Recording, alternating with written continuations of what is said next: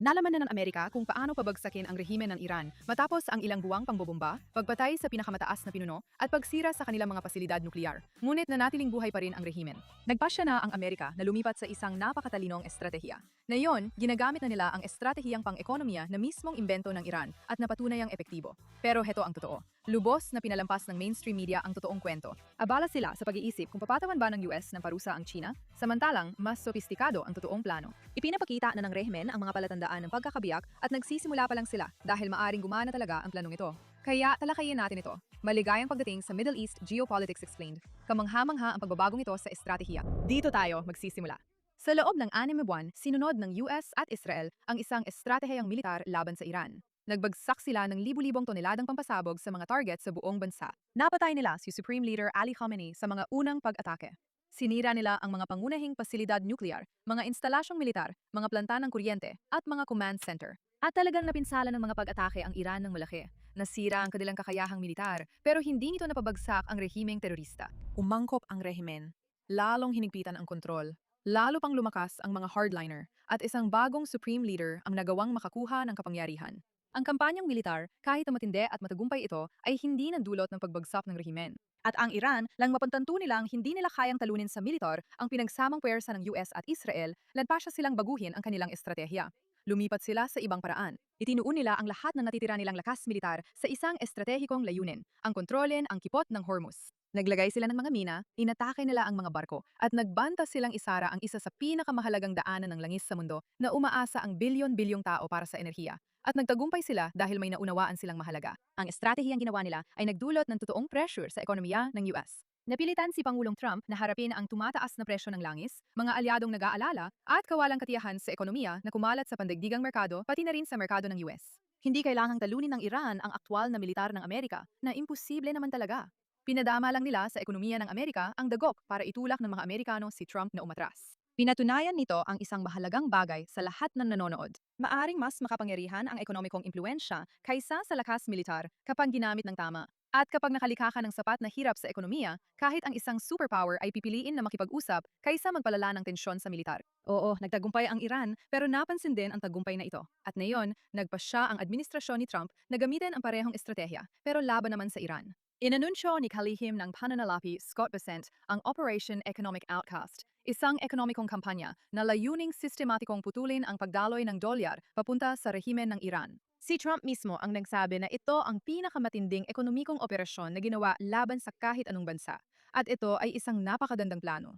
Siyempre, meron itong mga seryosong kahinaan na tatalakayin natin mamaya. Pero nakakagulat, hindi ito ang mga totoong kahinaan na sinasabi ng media sa inyo dahil mali ang mainstream media tungkol dito. Lahat sila ay abala kung papatawan ba ng US ng parusa ang China at kung makikipagtulungan ba ang China sa pressure ng Amerika, isang bagay na sinabi na nilang hindi nila gagawin. Pero ito ang buong debate na nanghihibabaw sa balita. Para maintindihan kung bakit nalilihis ang debating ito sa totoong usapin, kailangan mong maintindihan ang isang katotohanan.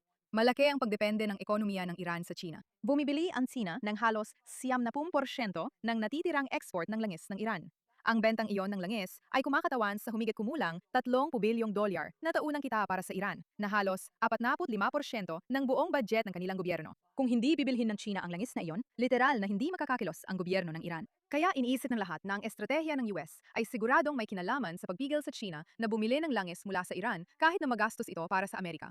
At syempre, maaari itong magdulot ng malalaking epekto. Pero ilang hakbang na ang nauna ang US, hindi na kailangan ng US na parusahan ang China o kumbinsihin itong makipagtulungan dahil ang blokadang pandagat ay otomatikong pumipigil na sa pagbebenta ng langis ng Iran. Ito ang mahalagang punto na hindi napapansin ng lahat. Nagpapadala ang Iran ng 1.57 milyong bariles ng langis bawat araw sa China noong Pebrero nang magsimula ang sigalot. At pagsapit ng Agosto, bumagsak ito sa 500,000 bariles bawat araw, isang matinding pagbaba ng 66% sa loob lamang ng 6 na buwan. P6F pinipigilan ng US Navy ang mga tanker ng Iran na makaalis sa mga daungan, kaya hindi makakabili ang Sina ng langis na hindi naman kayang ilabas ng bansa. Hindi mahalaga kung gaano nila kagustong makipagtulungan sa Iran o kung handa silang bilhin ito.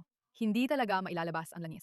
Ang anumang mga parusang pinag-uusapan ay nakatuon sa mabilis na pagbagsak ng pag-export ng langis. At ang pagbagsak na ito ay malaking salik sa matinding pressure sa ekonomiya na nararanasan na ng Iran. Kita mo, ang planong ito ng Economic D-Day ay maraming aspeto at ginawa ito para tamaan ng Iran sa maraming paraan. At ang pagtutok lang sa China ay isang pagkakamali. Bumibili pa rin sila mula sa Iran at posible bang bantaan ng US ang China ng matinding parusa dahil sa langis na yon? Oo, maaari nilang gawin yon. Pero ipapatupad ba talaga nila? Hindi. Halos siguradong hindi. Ginawang malinaw ito ng kalihim ng pananalapi nang sinabi niya, bakit ko gugustuhing sirain ang pandaigdigang sistemang pinansyal? Kung papatawan ng US ng parusa ang mga pangunahing bangko ng China, maaari nitong sirain o hindi, bababa sa malubhang maapektuhan ang pandaigdigang kalakalan na makakasama sa mga kumpanyang Amerikano at maaari ring magdulot ng ganti mula sa China laban sa teknolohiya at pamumuhunan ng Amerika. At hindi talaga ito sulit. Walang may gustong mangyari yon. Kaya ang totoong estratehiya ay hindi talaga tungkol sa pamimilit sa China na makipagtulungan. Ito ay tungkol sa lahat ng alternatibong paraan na tiyak na susubukan ng Iran kapag tuluyang natigil ang bentahan ng langis. Tandaan, ang 65% na iyon ay lalo pang kailangang tumaas. Kaya meron kang mga deformal na network sa pananalapi ng Dubai at mga ruta ng smuggling ng Turkey sa hangganan ng Iraq at Iran, mga network ng pananalapi ng Russia na nagpapalipat ng pera sa hindi tradisyonal na paraan at mga kasunduan ng barter ng Venezuela kung saan ang mga bansa ay nagpapalitan ng mga produkto sa labas ng tradisyonal na sistemang pinansyal. Isa sa mga proxy ng Iran, ang Hezbollah, ay isa sa pinakamalalaking organisasyon ng drug trafficking sa buong mundo. At saan mo sa tingin napupunta ang lahat ng perang iyon? Iyan ang uri ng pera na sinusubukang patawan ng parusa ng Operation Economic Outcasts. At iyan ang dahilan kung bakit maaring gumana talaga ito. Pinuputol ng blockade ang pangunahing pinagkukunan ng kita. Isinasara ng mga parusa ang lahat ng ibang daan. At kung hindi mapigilan ng blockade ang lahat ng langis, mahalaga pa rin ang lahat ng iba pa. Malinaw ang magiging resulta ng operasyong ito. Layunin nitong pabagsahin ang rehimen. Ito lang ang tanging paraan para mapigilan ng US ang terorismo ng rehimen ng Iran. Pero heto ang magandang balita. Hindi ito ang Amerika na ipinipilit ang pagpapalit ng rehimen laban sa kagustuhan ng mga mamamayang Iranian na ilang beses na silang binigo noon. Hindi man particular sa Iran, pero kadalasan kapag sinubukan ng Amerika na magpatupad ng pagpapalit ng rehimen, hindi ito naging matagumpay. Ang mismong mga mamamayang Iranian ang nais na mangyari ang pagbabagong ito. Hindi sila pinipilit mula sa labas. Sila mismo ang nagsisikap na makamit ito. Kaya, bakit hindi pa rin sila nagtagumpay? Alam naman natin na noong Enero ng 2026, ang mga karaniwang Iranian ay lumabas sa mga lansangan sa iba't ibang lungsod ng bansa. Nagpoprotesta laban sa dekada-dekadang malupit na panunupil ng isang gobyernong pumapatay sa sarili nitong mamamayan, nagkukulong ng mga kalabang pampulitika at namumuno gamit ang sistematikong takot at karahasan. At nang ginawa nila ito ng maramihan, ang tugon ng gobyerno ay talagang napakabrutal. Tinatayan umabot sa 40,000 katao ang napatay sa loob lamang ng 2 gabi. Tuluyang pinutol ng rehimen ang internet sa buong bansa sa loob ng ilang linggo at pinatay nila ang mga nagpoprotesta ng walang paglilitis. Literal na hinabol ng IRGC ang mga tao sa mga kalsada. Malinaw at hindi may kakaila ang katotohanan. Hindi kayang pabagsakin ng mga mamamayang Iranian ang rehimeng ito ng mag-isa, gaano man sila katapang, na totoo naman, at gaano man nila kagustuhang magkaroon ng pagbabago. Ang IRGC ay isa sa pinakamalalakas na organisasyon ng militar at seguridad sa buong mundo. Ideological itong tapat sa rehimeng ito, armadong-armado, at walang awang handang gumamit ng dahas laban sa sarili nitong mamamayan. Sinubukan na ng Estados Unidos at Israel na wasakin ang IRGC gamit ang matinding puwersang militar sa loob ng 6 na buwan. Napatay nila ang pinakamataas na pinuno sa loob lamang ng ilang minuto. Sinira nila ang mga pasilidad nuklear at mga instalasyong militar. At gayunpaman, nananatili pa rin sa kapangyarihan ang rehimeng ito. Umangkop sila at nakaligtas at sa katunayan ay lalo pang hinigpitan ang kanilang kontrol. At bakit na ba ganito ang nangyari? Well, dahil napakalakas ng kanilang pamunuan, pero ganoon din ang kanilang mga mekanismo ng pagpapatupad. At yan ang magagawa ng ekonomikong presyon na hindi kayang gawin ng puwersang militar lamang. Binabagsak nito ang sistemang nagpapanatili sa rehimen sa kapangyarihan. Kapag naubos ang pera, hindi nababayaran ang mga sundalo. Kapag hindi nababayaran ang mga sundalo, hindi na sila laging masigasang sumunod sa mga utos. At kapag tumigil na ang mga sundalo sa pagsunod sa mga utos, bumabagsak ang buong sistema ng panunupil. Ang mga sundalo ang pumipigil sa mga nagpoprotesta at ang mga sundalo rin ang nagpoprotekta sa mga namumuno. Sila ang mismong tinatarget ng mekanismo ng estratehiyang ito. At iyan ang dahilan kung bakit ito maaring gumana kung saan nabigo ang paggamit lamang ng puwersang militar. Pero may isa pa itong tanong, bakit hindi nagtagumpay ang mga ekonomikong parusa na dati ng malawakan noon? Ano ang kakaiba ngayon? Upang maintindihan kung bakit maaring magtagumpay ang operasyong ito kung saan nabigo ang mga naunang parusa, kailangan mong maintindihan kung ano talaga ang naging problema noon at kung bakit lalong lumala ang sitwasyon imbes na gumanda dahil sa mga parusang yon. Ang US ay patuloy na nagpapataw ng mga parusa sa Iran sa loob ng mga dekada. Ilang administrasyon na ang sumubok ng ganitong paraan. Ang naging resulta matapos ang lahat ng ito ay hindi pagbagsak ng rehimen o makabuluhang pagbabago sa politika. Sa halip, ang mga karaniwang Iranian ang labis na nandusa, habang ang rehimen ay lalo pang yumaman at tumibay. Paano nangyari iyon? Malubang pininsala ng mga parusa ang mga sibilyan. Ang presyo ng pagkain ay biglang tumaas at ang mga gamot ay naging mahirap hanapin sa mga botika at nawala ang mga trabaho. Lumiit ang ekonomiya at lalong naghihirap ang mga ordinaryong tao habang pilit na nabubuhay. Pero ang mismong rehimen, lalo silang yumaman. At kahit na parang hindi ito makatuwiran, maiintindihan mo ito kapag nalaman mo kung paano talaga gumagana ang mga parusa sa mga otoritaryan na sistema. Ang mga parusa ay nagdudulot ng mga black market at mga smuggling network. At kapag inagaw ng IRGC ang kontrol sa mga black market dahil handa silang gumamit ng dahas at sila ang nagiging pangunahing nakikinabang sa rehimen ng mga parusa, bawat paghihigpit ng US ay nagbubukas ng mga bagong oportunidad para sa militar na kumita ng malaki sa pamamagitan ng smuggling, sa mga network ng pag-iwas sa parusa, sa ilegal na kalakalan at mga financial scheme na hindi kayang pasukin ng mga normal na negosyo. Kaya ang naging kabuuang epekto ay ginutom at pinadesperado ng mga parusa ang mga mamamayang Iranian. Pero lalo namang yumaman at naging mas makapangyarihan ang sistema ng panunupil na sa esensya ay pinapalakas pa mismo ang mismong entidad na dapat sana ay gipitin ng mga parusa. Ang Operation Economic Outcast ay lubos na naiba dahil tinatarget nito ang ibang bagay. Ang mga insentibong pang-ekonomiya na nagpapanatili ng katapatan ng mga sundalo at puwersa ng seguridad sa rehimen. Ito ang nagtutulak sa buong estratehiya. Bagamat ang mga sundalo ng IRGC ay tiyak na ideolohikal na tapat sa Islamikong Rebolusyon at sa kaligtasan ng rehimen, sa maraming paraan, sila ay praktikal na hinihikayat ng mga insentibong pang-ekonomiya. Sila ay binabayaran ng napakagandang sahod. Nagkakaroon sila ng access sa mga produkto sa black market at mga consumer products na hindi kayang makuha ng mga ordinaryong sibilyan. Nagkakaroon din sila ng status at pribilehiyo sa loob ng lipunan. At ang kanilang mga pamilya ay sinusuportahan at umaasa sa kanilang kinikita mula sa militar. Ang insentibong pang-ekonomiya ang pangunahing dahilan kung bakit gumagana talaga ang ideolohiya sa aktwal na buhay.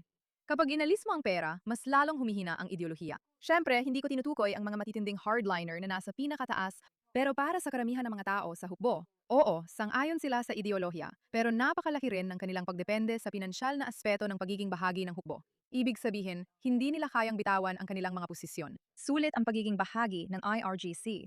Timitiyak nito ang iyong kaligtasan at kaginhawaan, pati na rin ang sa iyong pamilya. Naisip mo na ba kung paano nangyayari na marami sa mga Iranian ang laban sa rehimen, pero marami pa ring mga sundalo ang sumusuporta rito? Oo, muli, para sa ilan sa kanila ay dahil sa relihiyon, pero para sa marami sa kanila, ito ay dahil sa ekonomiya. Nabubuhay ang isang otoritaryan na rehimen dahil sinusunod ng mga sundalo ang mga utos para mapanatili ang kontrol at supilin ang pagtutol at gumamit ng dahas laban sa mamamayan. Pero bakit nila sinusunod ang mga utos? Ang ilan ay ginagawa ito dahil sa takot, syempre, pero marami sa kanila ay ginagawa ito dahil sa mga insentibong pang-ekonomiya tulad ng sweldo, mga benepisyo at katayuan. At kapag tinanggal mo ng tuluyan ang pera at inalis ang malaking insentibo na nagpapagana sa buong sistema, ang mga gutom na sundalo ay hindi magiging masaya. Ito ang pangunahing pananaw ng Operation Economic Outcast. Hindi lang nito sinusubukang lumikha ng pagdurusa sa isang abstraktong paraan sa pamamagitan ng pagpapahirap bumili ng pagkain. Tinutituhan nito partikular ang mga mekanismong pang-ekonomiya na nagpapanatili ng katapatan ng mga sundalo at nagpapatakbo sa aparato ng panunupil araw-araw. Kapag hindi nababayaran ang isang sundalo, kapag nagugutom ang kanyang pamilya, kapag hindi na niya kayang tustusan ang katayuan, pribilehiyo at akses sa mga bagay na dati ay nagbibigay sa kanya ng insentibo para sumunod sa mga utos. Ang kanyang kagustuhang sundin ang mga utos ng rehimen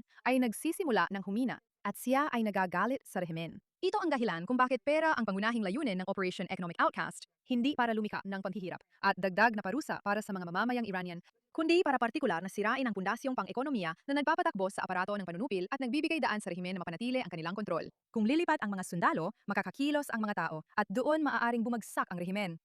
Ang kita ng pamahalaan ng Iran ay nagmumula sa pag-export ng langis. Bago ang digmaan, ang Iran ay nag-export ng humigit kumulang 2 milyong bariles ng langis kada araw na kumikita ng tinatayang $57 bilyong bawat taon na kumakatawan sa halos 55% ng lahat ng kita ng pamahalaan, ang pundasyon ng lahat ng kayang gawin ng rehimen. Ngunit nagpatupad ang US ng blokeheyong pandagat. Pagsapit ng Agosto 2026, bumagsak ng matindi ang mga export na ito sa humigit kumulang 300,000 bariles kada araw. Ito ay 85% na pagbagsak sa loob lamang ng ilang buwan. Kung wala ang kita mula sa langis na pumapasok sa kaban ng gobyerno, hindi kayang bayaran ng rehimen ang mga sundalo nito, hindi kayang panatilihin ang makinarya ng kontrol ng Estado at hindi ito makakakilos bilang isang gobyerno sa makabuluhang paraan. Ngayon, gaya ng sinabi natin, naroon pa ang natitirang 45%. Ang ekonomiya ng Iran ay nasa matinding krisis na, ibig sabihin ay mahina na ang rehimen at tuluyan ng bumagsak ang kanilang pera. Ang real ay nagkakahalaga ng halos 1 milyong real kada dolyar noong isang taon lang. At ngayon, pagdating ng Agosto, ito ay nagkakahalaga na ng 2 milyon kada dolyar na ibig sabihin lahat ng kailangang import ng Iran mula sa ibang bansa ay naging doble ang presyo. Ang inflation sa pagkain ay umaabot ng 87% taon-taon. Ibig sabihin, dumodoble ang presyo ng pagkain sa loob lamang ng isang taon. At ang mga tao ay tuluyan ng tinatanggal ang karne at prutas sa kanilang pagkain dahil hindi na talaga nila ito kayang bilhin. At ito ay galing mismo sa mga mamamayang Iranian. Ang food coupon ng gobyerno na dapat sana'y tumulong sa mga tao para mabuhay ay nagkakahalaga na lang ng $6 kada buwan. Ang mga gasolinahan sa buong bansa ay nauubusan na talaga ng gasolina at ang kuryente ay nililimitahan at madalas na pinapatay. Karaniwan na lang ang kakulangan sa tubig. Nawawala na rin ang mga gamot sa mga botika dahil hindi makakuha ng dayuhang pera ang mga kumpanyang pharmaceutical para makapag-angkat ng mga gamot. Nakakawasak ang kawalan ng trabaho dahil isa lamang sa bawat 3 Iranian na nasa tamang edad ang may trabaho sa kahit anong paraan. Nung nakaraang pag-aalsa laban sa rehimen, talagang malala na ang sitwasyon. Malaking bahagi ito ng dahilan kung bakit naramdaman ng mga tao ang motibasyon na lumaban. Pakiramdam nila ay wala na silang mawawala. Pero ngayon ay lalo pang lumalala ang sitwasyon. At nakakatakot isipin na ang mga tao sa Iran ang magdurusa sa mga magiging bunga nito. Pero tandaan mo, isa na itong napakalaking makataong crisis na pinamumunuan ng rehimen na aktibong sumisira sa buhay ng mga karaniwang tao. At nangyayari na lahat ito bago pa man tuluyang maipatupad ang Operation Economic Outcast. Oo, magdurusa ang mga tao sa Iran, pero matagal na silang nagdurusa. At ito na ang pagkakataon para magbago ang mga bagay-bagay. Ang operasyong ito ay nakatuon talaga laban sa rehimen. Ang katotohanan ganito nakahina ang rehimen, ganito nakalaki ang pagdurusa ng mga tao at umiiral na ang matinding pressure sa ekonomiya. Sa tindi ng sitwasyon ngayon, ibig sabihin, maaaring dagdagan pa ng operasyong ito ang umiiral ng pressure. At sa esensya, sinasabi nito sa rehimen na hindi namin kayo hahayaang makabangon mula sa pagbagsak ng ekonomiya. Sisiguraduhin naming tuloy-tuloy ang paglala ng ekonomiya hanggang bumagsak ang rehimen.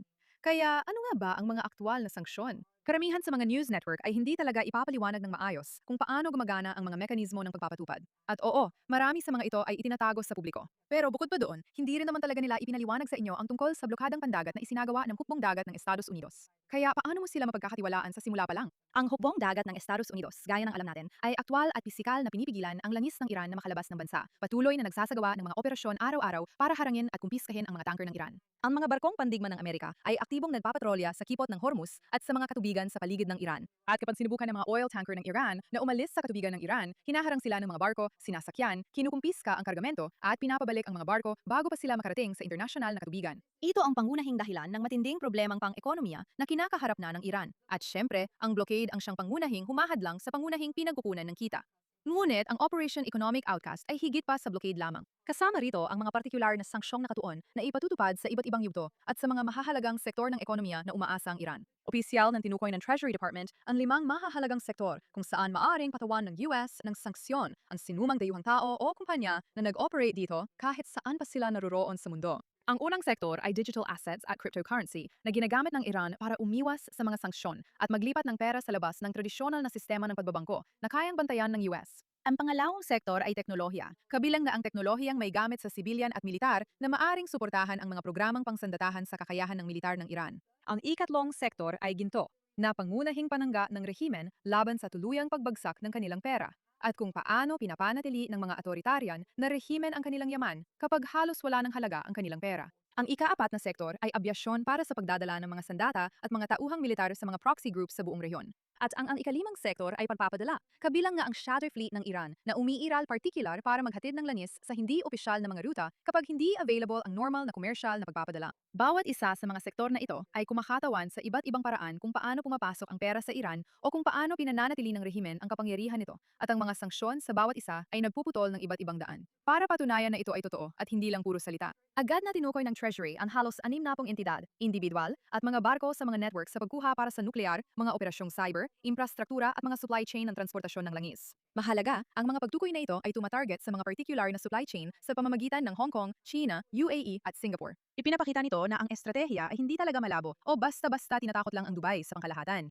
Tinutukoy nito ang mga particular na bangko, particular na kumpanya at mga particular na ruta ng kalakalan na alam ng US na ginagamit para ilipat ang pera at mga kalakal. Ang mensahe ay, alam namin ng eksakto kung paano gumagana ang sistema ninyo. Alam namin kung aling mga particular na kumpanya sa mga particular na bansa ang tumutulong sa inyong kalakalan at sila mismo ang tinatarget namin. Ang kaibahan nito sa ibang mga kampanya ng parusa ay isinasagawa ito sa mga yugto, hindi basta-basta isinasama sa blacklist ang lahat ng sabay-sabay.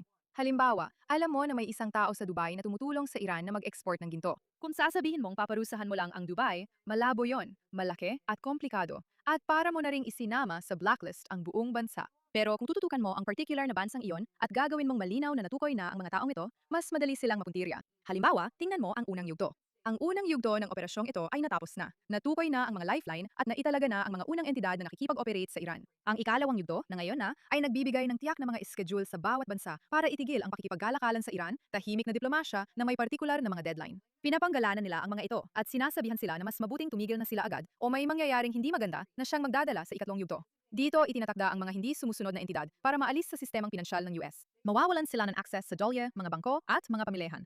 Kung hindi kayo titigil sa pakikipagkalakalan sa Iran sa itinakdang panahon na yung natukoy na namin kayo, mawawalan kayo ng access sa ekonomiya ng US. At pagkatapos, syempre, ang ikaapat na yugto ay tumitindi pa sa pamamagitan ng sekundaryang mga parusa, kung saan ang ibang mga bansa na nakikipagkalakalan sa mga tinukoy na kalahok ay nahaharap din sa mga parusa na nagdudulot ng sunod-sunod na epekto. Kaya hindi lang ang particular na kumpanyang iyon sa Dubai ang tatargetin mo, kundi pati na rin ang anumang ibang kumpanya na kailanman ay nakipagnegosyo sa kumpanyang iyon sa Dubai ay hindi na rin makaka-access sa US dollars at iba pa. Iyan ay isang nakakakumbinsing argumento. Karamihan sa mga naunang parusa ay sabay-sabay lang na inilagay sa blacklist ang lahat na nagdulot ng mga black market at alternatibong sistema. Ang pamamaraang ito ay nagbibigay ng mga pagpipilian at totoong mga kahihinatnan sa mga bansa. Isa-isa nitong isinasara ang mga pintuan hanggang sa wala nang mapuntahan ang pera para makarating sa rehimen.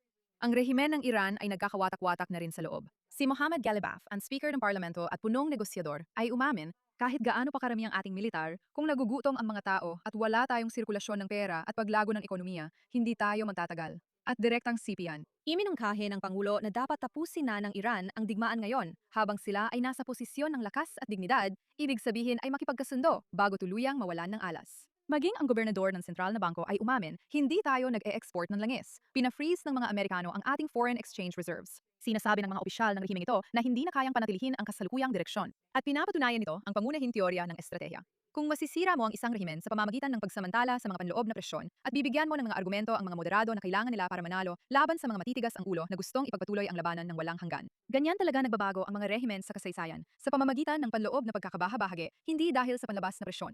Bago ang Operation Economic Outcast, sinubukan ng Administrasyong Trump ang diplomasya. Narinig na nating lahat ang tungkol sa nagpapatuloy na negosasyon para sa isang 60 araw na tigil-putukan na may posibilidad ng pagluwag ng mga parusa at ginugol ng Iran ang buong panahon ng mga negosasyong ito sa aktwal na paghahanda para sa mas malawak na labanan, pinapalakas ang kanilang kontrol, pinapataas ang produksyon ng mga misil at kinokordina ang mga proxy na pag-atake. Nang natapos ito, tinanggihan ito ng Ministeryo ng Panlabas na Ugnayan ng Iran at sinabing tuluyan na itong nawalan ng kabuluhan. Hindi kailanman naging interesado ang Iran sa isang kasunduan, kundi bumibili lang sila ng oras para maghanda sa susunod na paglala. Hindi gagana ang diplomasya sa isang rehimen na ginagamit ang usapang kapayapaan bilang panakip para maghanda sa digmaan. Sinabi ni US Ambassador Huckabee sa mga balita na hindi nagbibiro si Pangulong Trump at tinutukoy niya ang mga aktwal na operasyong militar na nagpapatunay ng kahandaang gumamit ng lakas ng Amerika sa malakihang paraan. Dahil ang pinagsamang parusang pang-ekonomiya at parusang militar ang talagang gumagana. Tandaan mo ba ang Operation Midnight Hammer noong Hunyo?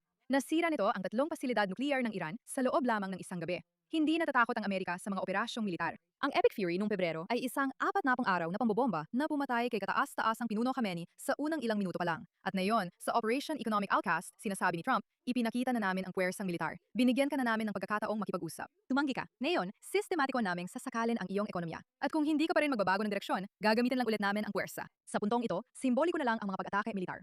Kayang mantayong huli, umangkop, at makabawi ang mga rehimen. Pagkatapos ng 6 na buwan ng pinakamabibigat na pambobomba sa loob ng mga dekada, nananatili pa rin sa kapangyarihan ang rehimen ng Iran. Pero ang pagbagsak ng ekonomiya ay banta sa mismong pag-iral dahil hindi mo kayang muling buuin ang ekonomiyang wala na. Hindi mo kayang panatilihin ang mga puwersang militar kung hindi mo sila kayang pasahurin. At hindi mo kayang panatilihin ang kontrol kapag naubos na ang pera at namamatay na sa uhaw ang mga tao. Kailangang pumili ng rehimen. Makikipagnegosasyon ba sila ng seryoso o papanoorin nilang bumagsak ang kanilang gobyerno mula sa loob? At ang mga mamamayang Iranian ay desperado na at handa na para sa pagkakataon.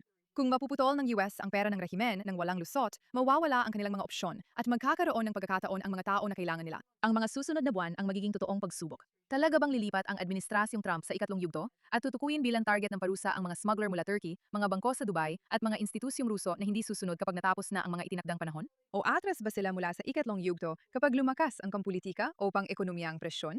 Iyan ang mantatakda kung magtatagumpay ang operasyong ito o kung magiging isa na lang itong panibagong banta ng mga parusa na natutunan ng lampasan ng Iran. Dahil madalas ganito ang nangyayari kapag may mga parusa. Mukha silang malaki, mukhang matindi. Pero napaka-komplikado talaga ng pagpapatupad ng mga ito. Pinatunayan ng Treasury na seryoso sila sa pamamagitan ng 60 agarang pantatalaga. Pero gagana lang ito kung maglalaan ang Amerika ng buong pagsisikap sa pagpapatupad sa lahat ng 4 na yugto. Nanawagan si Trump sa lahat ng kaalyado ng US na sumali sa puwersang ito upang makalika ng magkakaugnay na pandigdigang aksyon. At tandaan, hindi na lang ito tungkol sa kakayahang nuklear ng Iran. Ang pagkontrol ng Iran sa kipot ng Hormuz ay nakakaapekto sa pandaigdigang pagpapadala ng kalakal saan man at ang mga ekonomiya sa buong mundo ay naapektuhan nito. Ang presyon ng koalisyon ang magpapabisa sa mga parusa at magpapalakas sa banta sa paraang hindi kaya kayang gawin ng pagkilos ng iisang panig at yan ang inaasahan. Kung magtatagumpay ang operasyong ito, sa wakas ay magkakaroon ng pagkakataon ang mga mamamayang Iranian na magpasya para sa kanilang kinabukasan. At kung hindi ito magtagumpay, kung magbanta ang Amerika pero hindi naman ito ipatupad, muling makaliligtas ang rehimen at magpapatuloy ang panunupil sa mga mamamayang Iranian at sa buong mundo. Ang tanging bahalagang tanong ngayon ay, magkakaroon ba talaga ng determinasyon ang Amerika na ituloy ito hanggang dulo? Ang sagot dito ang magtatakda kung makakamtan na ba ng mga mamamayang Iranian ang kanilang kalayaan o mananatili silang nakakulong sa ilalim ng isang rehimen na handang pumatay ng 10,000 para manatili sa kapangyarihan. Ako si Ira Yerahay at magkikita tayo muli sa susunod.